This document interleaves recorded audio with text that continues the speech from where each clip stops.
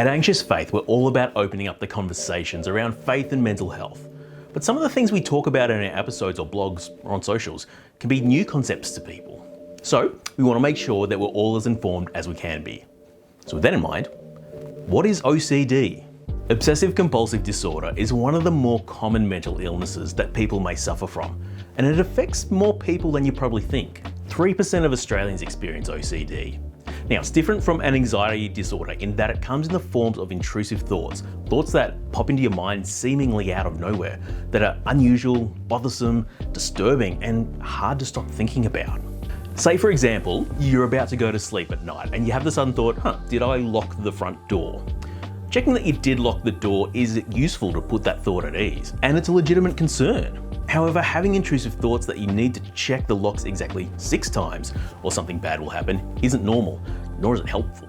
Likewise, remembering to wash your hands before you eat is good hygiene and can keep you safe from illnesses. But having an overwhelming need to wash your hands every single time you touch something is unhelpful, and that's in the realm of OCD. Where OCD differs from these normal, legitimate concerns that many of us might have is that the intrusive thoughts don't stop until you complete the compulsion, even though you know logically that you don't need to worry about it. And as the thoughts keep coming, your sense of anxiety grows with them. And this forms the obsession part of OCD. To try and stop this impending sense of doom or the thought that something terrible will happen to yourself or others if you somehow can't allay the obsession, that's where the compulsion part of it comes in. For example, the compulsion to lock your door numerous times or wash your hands to the point where they're raw because of your intrusive thoughts keep telling you they're not clean. OCD is debilitating, but so often unseen because the battle is fought within the mind so much of the time. And even though people with OCD might recognize that their compulsions are illogical and won't truly help alleviate their fears, they're trapped in the cycle of trying to get rid of intrusive thoughts by acting out those compulsions, however silly it may feel. But where does it come from? OCD can be caused by a variety of genetic and environmental factors. It can also come about as a result of a traumatic experience or even by observing it in someone and it becoming a learned behavior. And there's not just one general catch-all type of OCD either.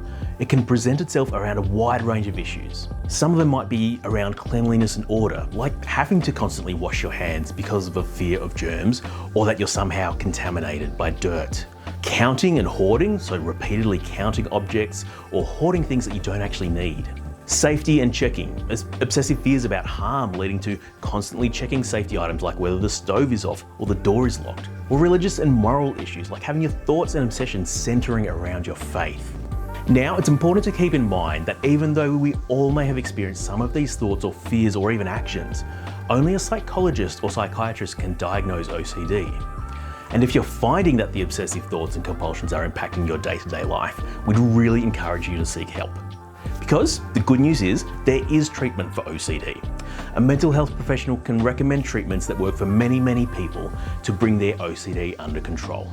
Now, I hope that gives you a bit of an overview about what OCD is. If you want to hear from some of our guests who suffer from OCD, check out the links below.